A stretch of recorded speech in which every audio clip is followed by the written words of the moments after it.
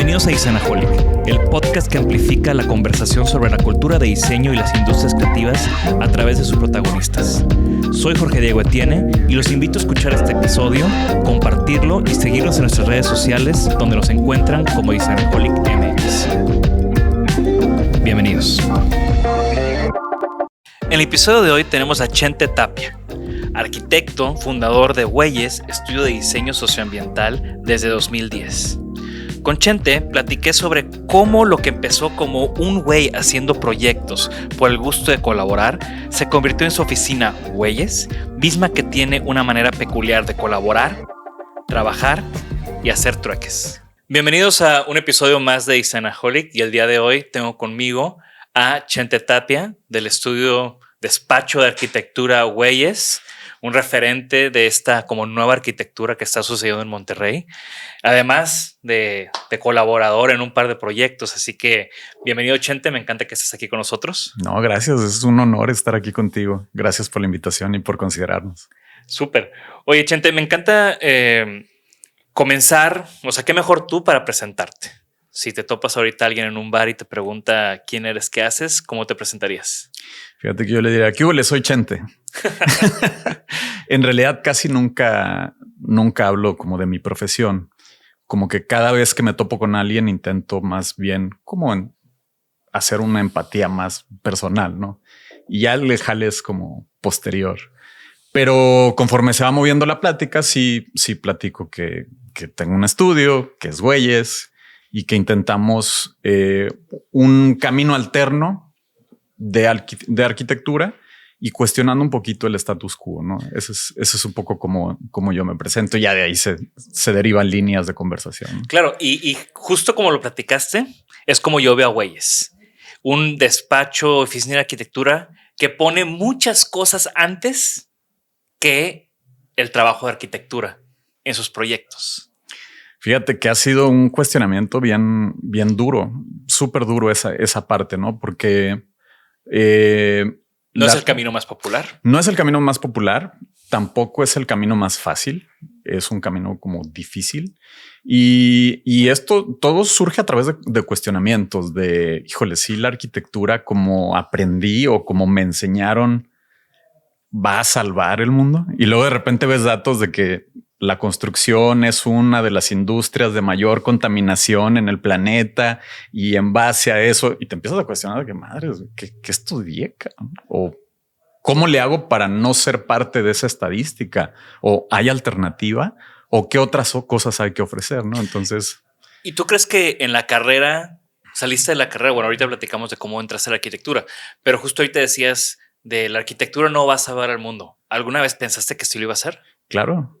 Sí, en algún momento fui ese joven soñador, ingenuo, que aprendía y escuchaba ciertos discursos, ¿no? Y esos discursos, pues, te llegan y de repente forman un mindset que te lleva a ciertas reflexiones y de repente te vas topando, ¿no? Te vas aprendiendo, te vas dando golpes o vas viendo otras alternativas, ¿no? A veces es suave, a veces es duro, pero pues lo vas descubriendo, ¿no? En el proceso. Y me encanta que toques este tema de la importancia de lo que aprendes o cómo aprendes tu oficio. Llamemos la arquitectura, diseño, arte, lo que sea que hagas.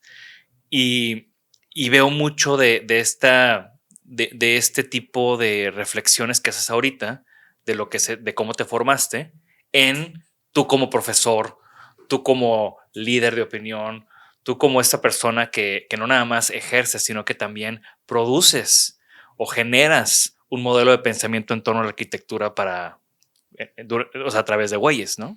Claro, y creo que una de las constantes ha sido, a partir de esos golpes y esas alternativas, es un cuestionamiento constante, ¿no? No dar por sentado que lo que estás haciendo ya está bien o es lo mejor, sino como siempre esta búsqueda constante de, a ver, ya lo terminé, voy a revisar para atrás.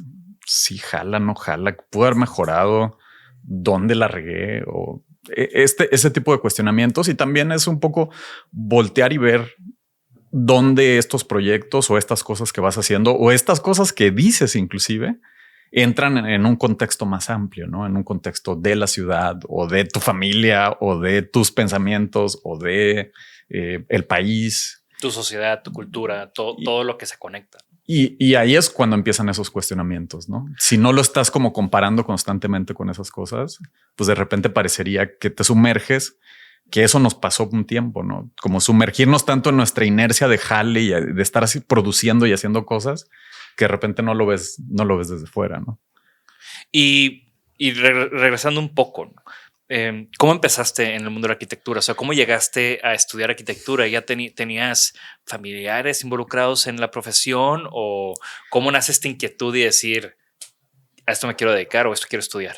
Fíjate que no, nadie en mi familia, creo que el único arquitecto que yo conocí antes de estudiar arquitectura fue el chavo que amplió nuestra casa, que puso una losa adicional para que fuera la cochera y prácticamente eso fue como mi contacto, ¿no? Creciendo en Victoria. Creciendo en Ciudad Victoria. Y fuera de eso, más bien un poco desde la ingenuidad, casi desde ahí, ¿no? De, oye, es que a mí me gustaría construir cosas para las personas que están desamparadas. Eso fue como mi primera idea, ¿no? Desde ahí viene el como, es que si yo sé algo que pueda apoyar a las personas, pues entonces ya creo que voy a ir en buen camino, ¿no? Ese fue como el primer punto. ¿Y viste ese poder en la arquitectura de ayudar a la gente a través de esto? En ese momento sí. Y también de repente, no sé si te pasó a ti, pero desde el desconocimiento de puta, pues qué otras cosas se pueden hacer, ¿no? Claro. Y más bien también pasaba por este proceso de ir descartando, ¿no? De que, oye, no, eso no, creo que no, esto no, pues todo. Y de repente se va encasillando en estas cosas. Siempre me interesó como la parte creativa, para mí la creatividad siempre fue sinónimo de diversión. Claro. Entonces poco a poco se fue perfilando a que llegué a arquitectura, ¿no? ¿Y dónde estudiaste? Estudié en el TEC, aquí en Monterrey. Ahí trabajé, o más bien estudié toda la carrera.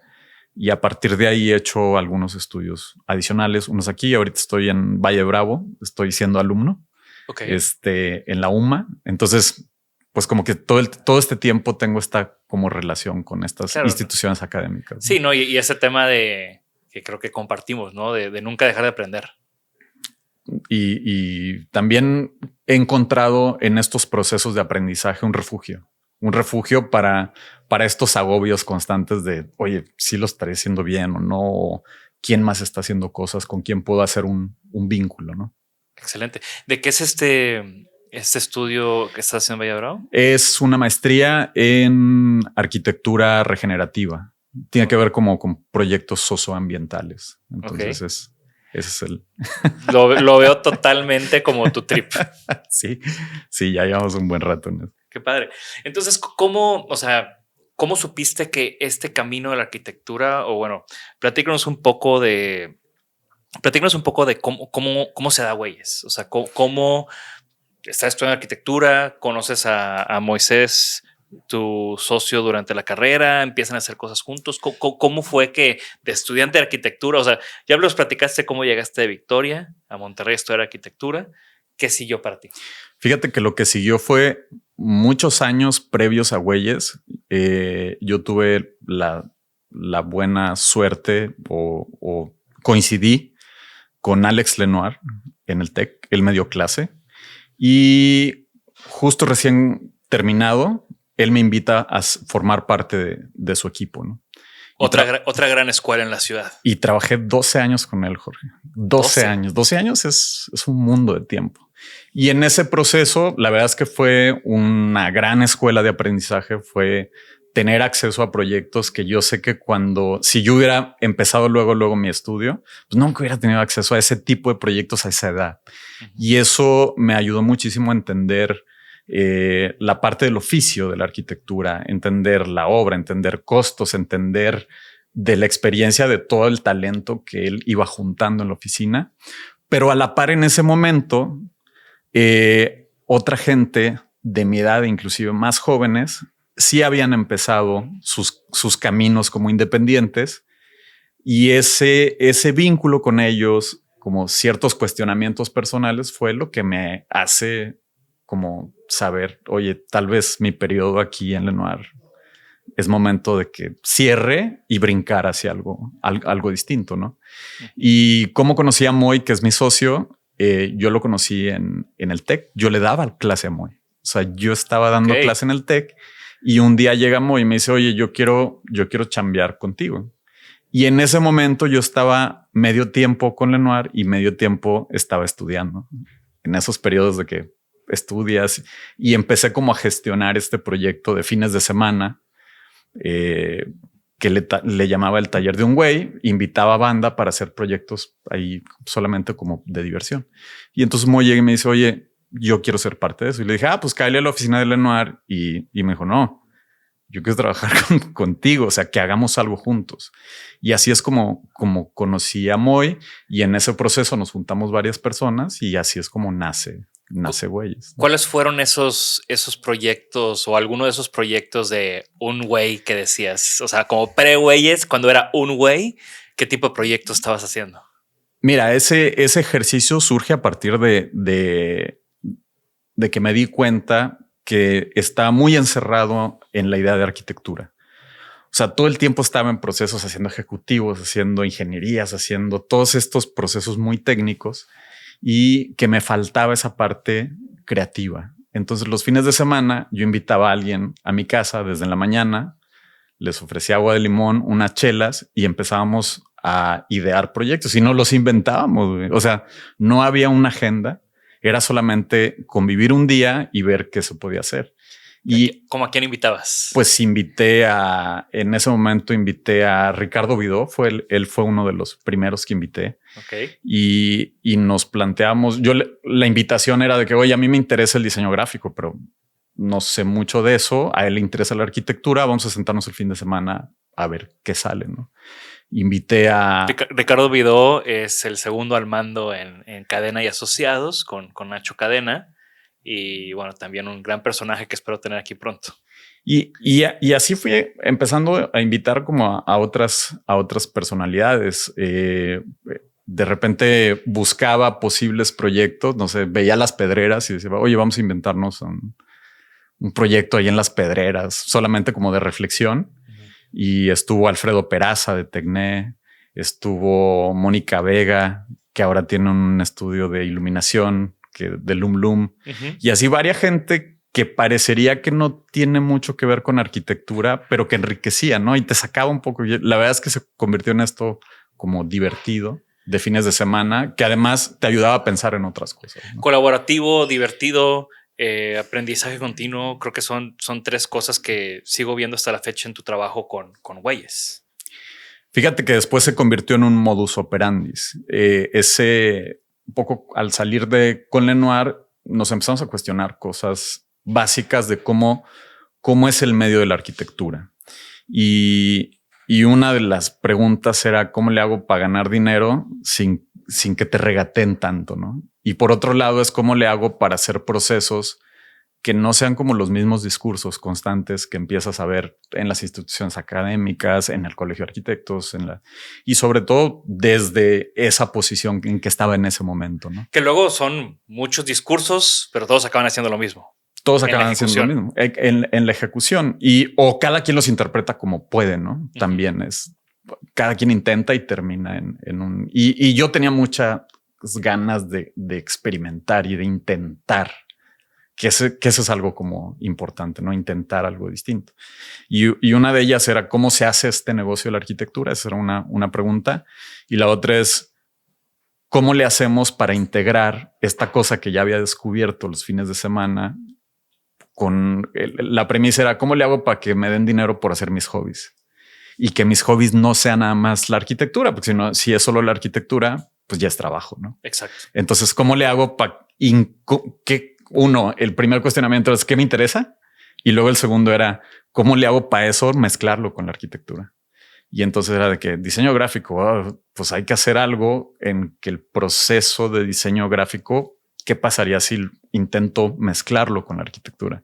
Y tuvimos de todo, ¿no? Tuvimos unos mega fails que no jalaban y luego algunos descubrimientos muy interesantes, ¿no? Quiero que nos platiques sobre los vestidos de 15 años. Esto puede sonar raro a los que no saben esta historia.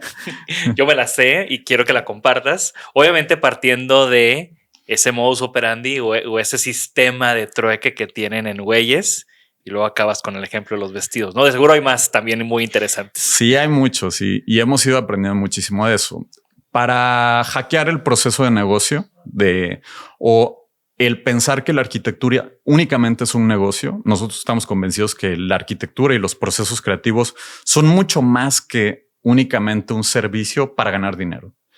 Entonces, lo que se nos ocurrió fue negociar de una manera distinta, porque si solo negociamos de la manera del capital, pues la gente sí llega a decir de que no, pues al cliente lo que pida, ¿no? Porque ese es el discurso oficial, ¿no? Al cliente lo que pida, entonces el clientelismo y cómo le hago para que yo cada peso recupere esta inversión. Pero ¿qué pasa con las emociones? ¿Qué pasa con la parte sensible? ¿Qué pasa con los intangibles? ¿Cómo cotizas eso?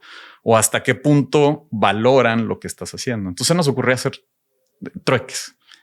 Y no es algo que estamos inventando, es algo que existe desde hace mucho tiempo. Entonces lo que hacíamos es un porcentaje de cada que tirábamos una cotización, un porcentaje, nosotros le decíamos, oye, pues ese porcentaje me lo tienes que dar a manera de trueque.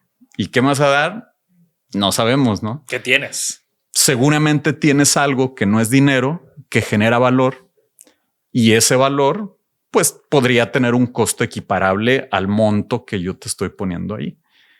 Y eso también nosotros fuimos aprendiendo en ese proceso. Fue un proceso súper difícil. Por ejemplo, te puedo platicar que todo el primer año y medio no pudimos concretar ningún intercambio porque o se nos pasaba el tiempo, o porque cuando regresabas ya era demasiado tarde, o porque nunca se nos ocurrió la manera de poderlo concretar.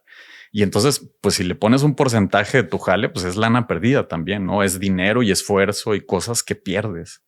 Entonces se nos empezó a ocurrir poner reglas y estas reglas se empezaron a convertir en cosas muy sencillas, ¿no? Oye, el trueque lo tenemos que completar en el proceso que estamos haciendo el proyecto, ¿no?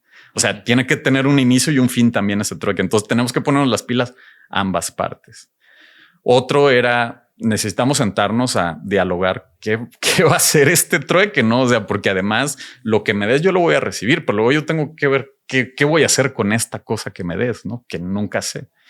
Y luego aprendimos también, ya con el tiempo, que lo que recibimos podemos hacer tres cosas con ellos. Número uno es consumirlo.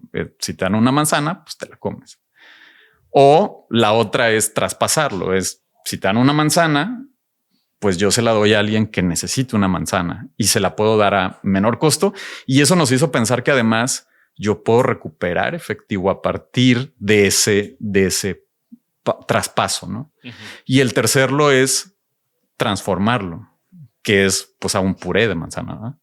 Y ese puré de manzana regresa al primer ciclo de nuevo, es o me lo como o lo traspaso, pero ya no es la materia prima unitaria, o sea, la inicial, ya genera un valor adicional. Entonces ya ese puré no vale lo mismo que la manzana, ¿no? Claro. Entonces con cada cosa fuimos entendiendo que podrías empezar a tener esto y empiezas a generar más valor a partir de eso y te obliga también a tener, imagínate que tienes una bolsa llena de cosas y de repente tienes proyectos y esa bolsa llena de cosas te sirve para resolver los proyectos. Entonces, pues son como materia que puedes estar metiendo aquí y se empiezan a hacer ciclos muy complejos, muy desgastantes, pero muy interesantes, ¿no?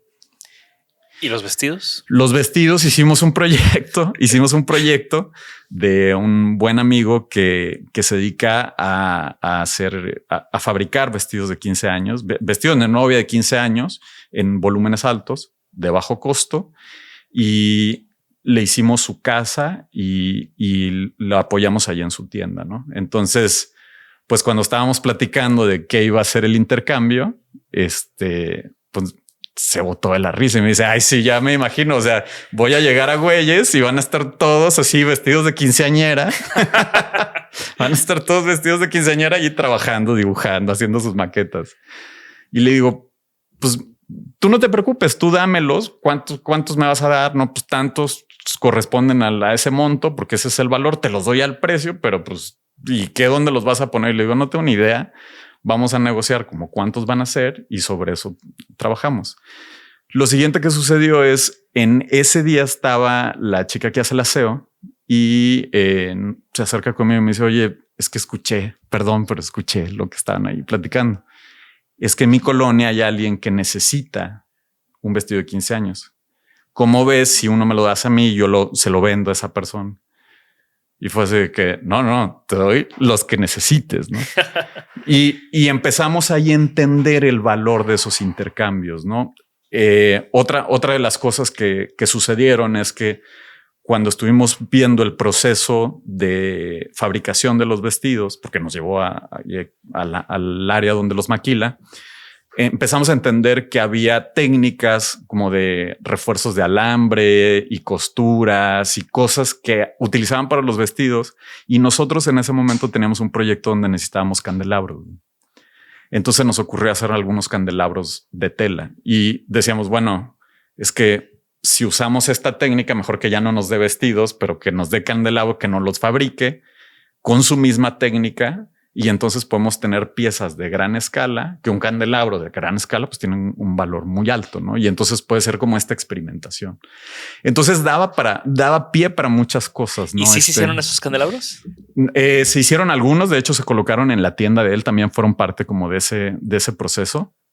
Y quedaron algunas cosas fantásticas, otras quedaron de que, ay, güey, bueno, pues era un experimento, pero esa anécdota es muy linda por todos esos aprendizajes, ¿no? Claro, y al final, pues es una historia que no sé cuándo me la contaste, pero me acuerdo perfecto de esa historia, ¿no? Y desde que te invité al podcast dije, quiero que platique la historia de los vestidos de 15 años, güey.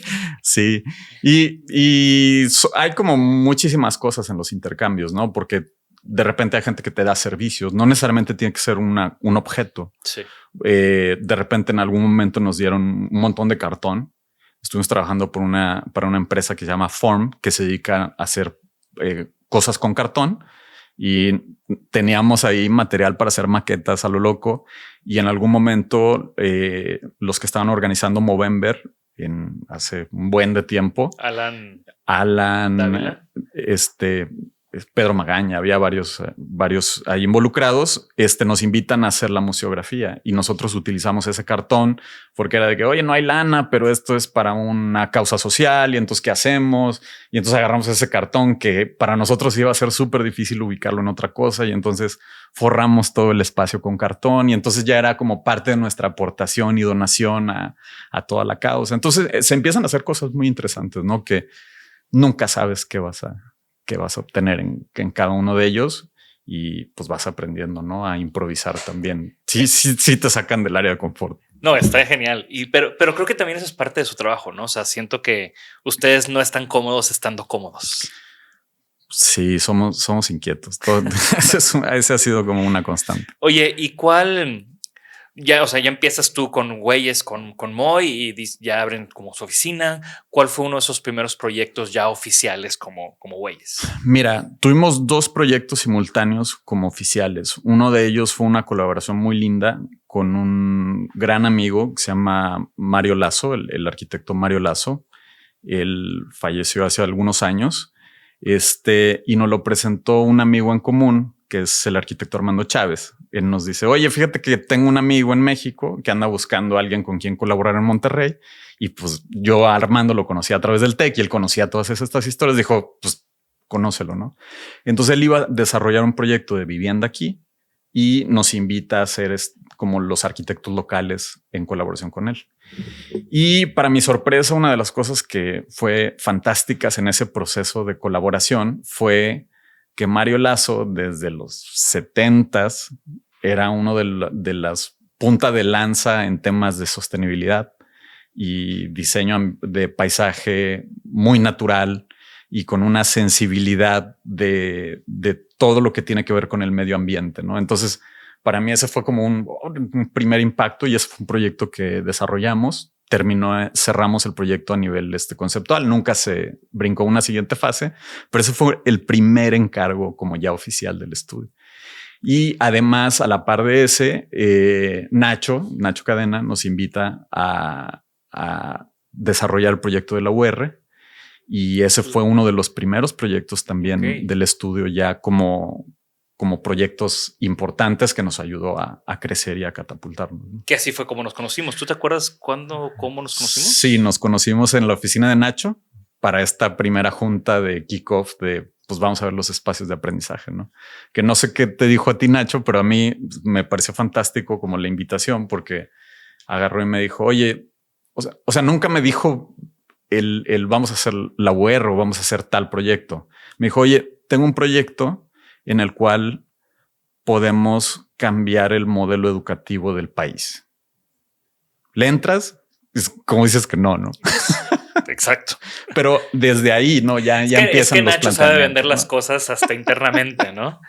Y yo creo que está convencido de eso. O sea, yo creo que él está convencido de que se necesitaba un cambio estructural de la educación y que esa era su oportunidad, ¿no? Porque podría haber terminado diseñando una imagen de una universidad, pero siempre empuja el proyecto más lejos, ¿no? Es de las cosas que vas aprendiendo cuando vas colaborando, ¿no? De cómo ir más lejos, cómo llegar, cómo en realidad sí tener una incidencia en la ciudad con una institución. Y que creo que también o sea, creo que es muy valioso ese proyecto como para que también lo compartas, ¿no? De qué se trató. La UR es esta universidad, la Universidad Regiomontana, de mucha tradición aquí en la ciudad, la adquiere un grupo, el grupo Topaz, un grupo de empresarios con un chip diferente, por decirlo así. Y desde el principio había como un entendimiento de el potencial de este proyecto, como tú dices, para trascender, no solamente como modelo educativo, sino también como haciendo ciudad. Sí, y también creo que tenían retos muy complejos que han ido superando. Mucha gente antes de esta nueva administración veía a la Universidad Regiomontana como la UR, el último recurso. Entonces parte del reto era cómo le haces para darle la vuelta a eso, ¿no? Al ya no ser el último recurso y ser una de los primeros retos. Y yo creo que algo muy interesante es esto que dices tú, ¿no? El cómo también una universidad se asume como un punto de transformación en una ciudad.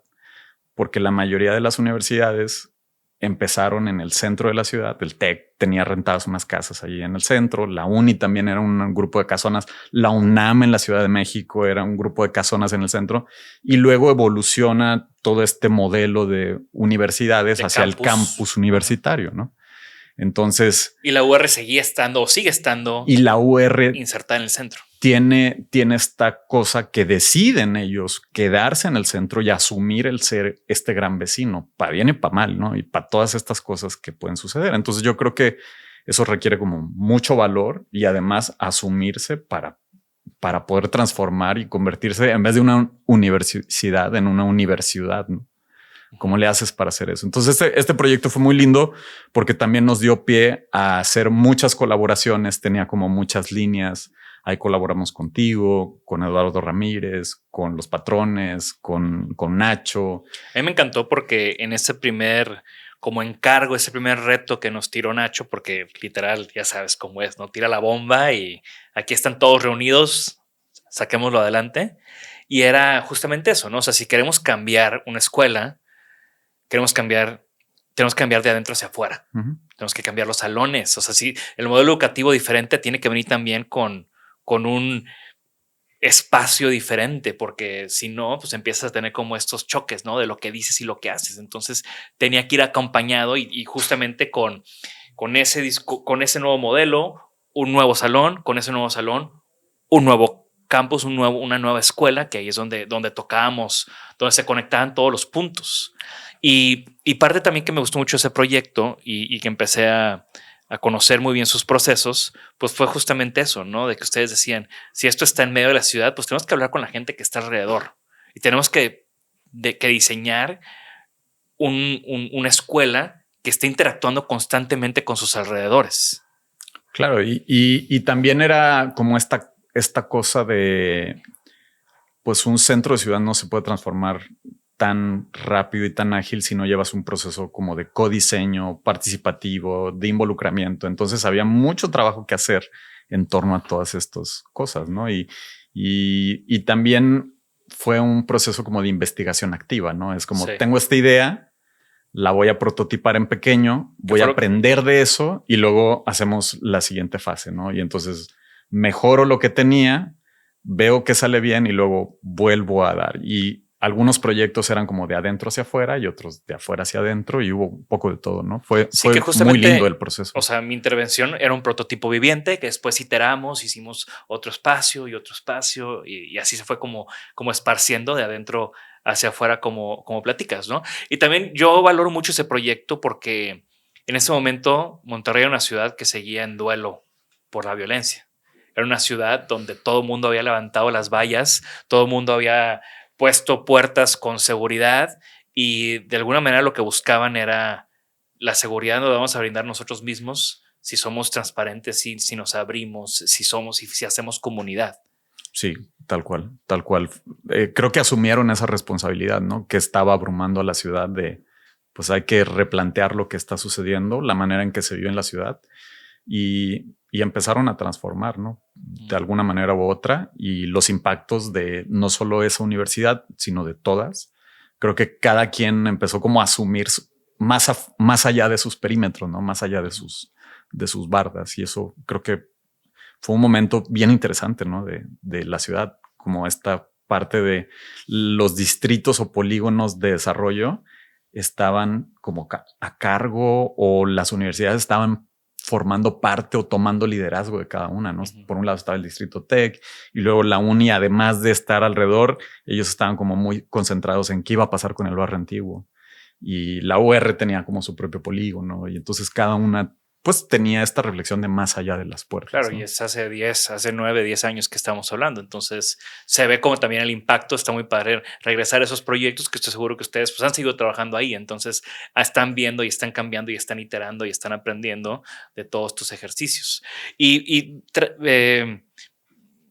Vamos a venirnos un poco más a la actualidad. Hay dos proyectos que me llaman mucho la atención de ustedes primero porque son muy diferentes.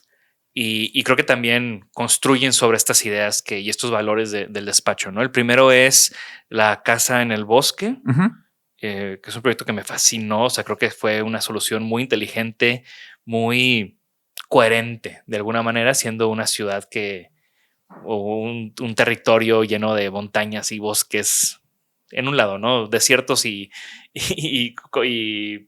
otro tipo de ecosistemas por otros lados, pero platícanos un poco de esta casa. Mira, ese proyecto fue muy complejo porque creo que esta primera gran sensación que tuvimos fue cuando fuimos a visitar el sitio y la petición era hacer un proyecto privado de vivienda y el reto, el dueño, la verdad es que es una persona fantástica que tiene una manera de entender cómo vivir completamente alterna, ¿no?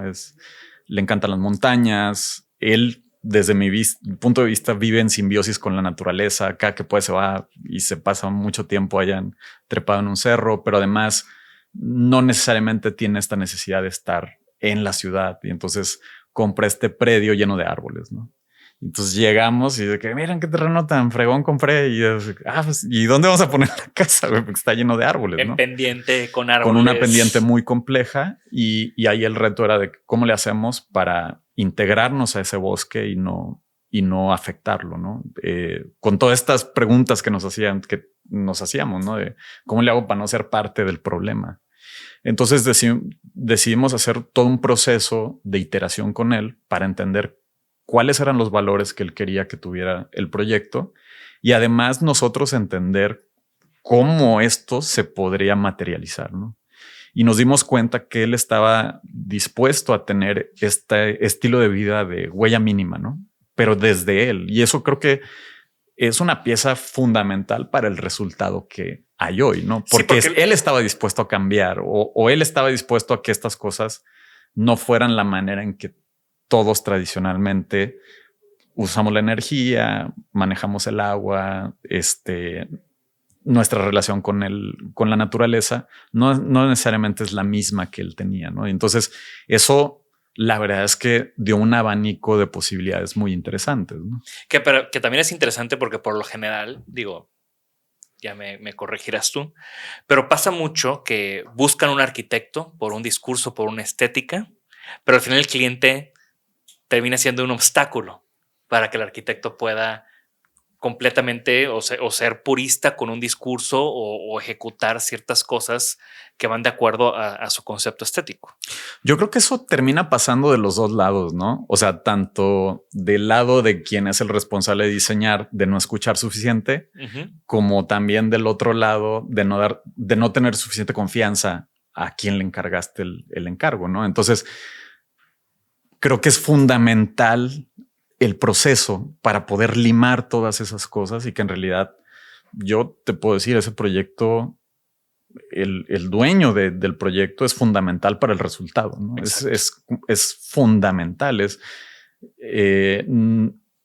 Creo que pocas gentes estarían dispuestas de salir de su cuarto al exterior de la casa para ir por un vaso de agua a la cocina, ¿no? Sí. Y él sí estaba dispuesto a hacer esto. ¿Por qué? Porque prefiere respetar los árboles. Y termina siendo algo como hecho totalmente a la medida, que también lo hace muy especial, ¿no? Es como, no es una casa genérica, es una casa para esa persona. Y también creo que tiene que ver como con la sensibilidad de quienes recibimos este proyecto, ¿no? Es porque si yo le hubiera propuesto conectarlo para que no se moje, pero tiro un árbol, pues tampoco hubiera funcionado, ¿no? Sí. Porque era muy clara su necesidad, ¿no? El segundo proyecto que quiero tocar, yéndonos de lo residencial a lo comercial, habiendo ya hablado de algo institucional educativo como la UR, es el proyecto de Cráter, que se llama Cráter, ¿verdad? Cráter. Que si a mí me dices, vamos a hacer imagina una plaza diferente, pues esa plaza diferente va a ser una plaza diseñada por güeyes en colaboración con Nacho Cadena. Y eso es Cráter, ¿no? Platícanos un poco más de ese proyecto que todavía no tengo la fortuna de visitarlo. ¿Ya abrió? Ya abrió. Platícanos un poco de Cráter. Mira, Cráter es un proyecto pequeño, es de 2,000 metros cuadrados, que está emplazado en Jardines del Pedregal, en la Ciudad de México. Y el reto era hacer un centro comercial. Y el primer cuestionamiento era, vamos a hacer el reto. El lugar nos parece fantástico. Es este lugar que estuvo participando en todo el desarrollo Barragán y toda esta historia y todos los grandes maestros que forjaron lo que fue el movimiento moderno y la cultura mexicana fueron parte de estas cosas, ¿no? Diego Riguera estuvo en ahí. El sur de la Ciudad de México, con este terreno muy diferente, que es, supongo que de ahí viene el nombre. Es de la calle se llama Cráter. Okay. Y llegas a este lugar y empiezas a ver lo que le ha sucedido a través del tiempo, ¿no? Y a través del tiempo se han montado una serie de placitas comerciales que desde nuestra perspectiva podrían estar ahí o podrían estar en cualquier otro lugar y terminan siendo estos lugares como genéricos donde la vitrina es lo más importante, ¿no? Porque el que no enseña no vende y todos estos discursos tradicionales, ¿no? Entonces intentamos anclarnos en otra cosa para el proyecto y también una vez más los dueños, los sponsors del proyecto también tenían esta visión, porque además ellos habían vivido en ese terreno, ahí crecieron. Entonces empieza a haber como un cierto valor personal, moral, simbólico de, oye, pues voy a quitar mi casa donde viví toda mi vida, no quiero hacer cualquier cosa, ¿verdad? Entonces, ¿qué hacemos? Y este proyecto termina inspirado inclusive del mismo nombre y de todos los jardines que hizo Barragán, que desafortunadamente se han ido perdiendo. Y nosotros sabíamos que íbamos a tener un cachito, pero entonces era cómo le hacemos para regresarle un pequeño jardín al Pedregal, ¿no? Que de Jardines del Pedregal lo único que estaba empezando a quedar era el nombre. Entonces, ¿cómo le hacemos para poder sumarnos a esta imagen que algún día tuvo, que nosotros consideramos que tiene mucho valor cultural, patrimonial, histórico?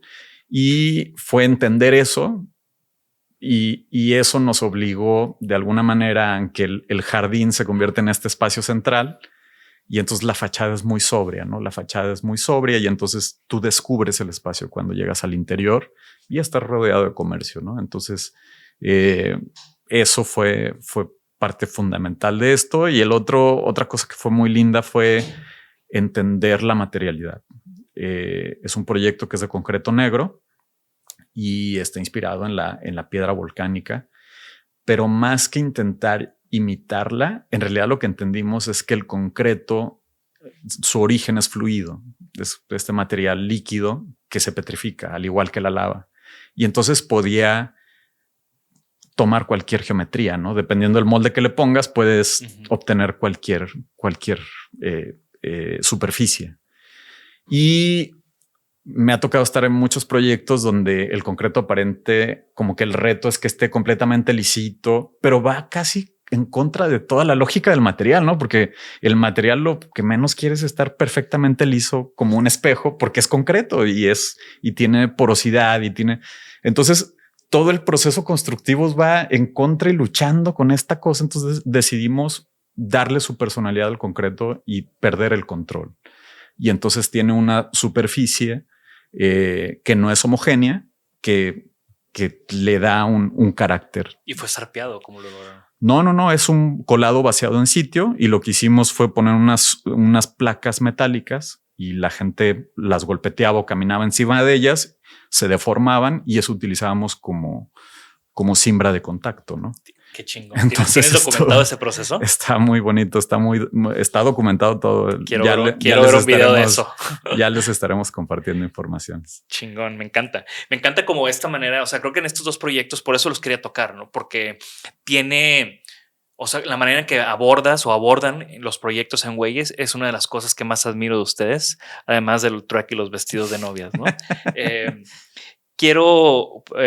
Digo, no puedo pensar en Weyes sin pensar en que es uno de esos despachos con los que me identifico porque siempre buscan dar algo más y siempre buscan aportar a la ciudad, aportar a el gremio, aportar, ¿no? Y una de estas maneras en las que ustedes están aportando o han aportado es con este documento, este papel, no sé cómo llamarlo, tal vez ahorita tú me puedes ayudar a describirlo mejor, donde también he tenido la fortuna de colaborar con ustedes, ya ni me acuerdo qué escribí, pero fue hace ya varios años. Pero platícanos de este proyecto que tienen. Mira, es un proyecto que surge a partir de una colaboración. Eduardo Ramírez estaba colaborando con nosotros en el proyecto del UR y él utilizaba nuestra oficina como base de repente, porque pues, estamos allá a la vuelta, no somos vecinos de la universidad. Y había días donde él estaba presencial y nosotros estábamos haciendo nuestros procesos. Y un día se me acerca y me dice, oye, todo eso que dijeron no lo documentan. Y nosotros, pues no, o sea, pues es que no va a ser útil para el proyecto. Y nos dijo, es que de repente dijeron como 2 o 3 cosas que me parecieron interesantes.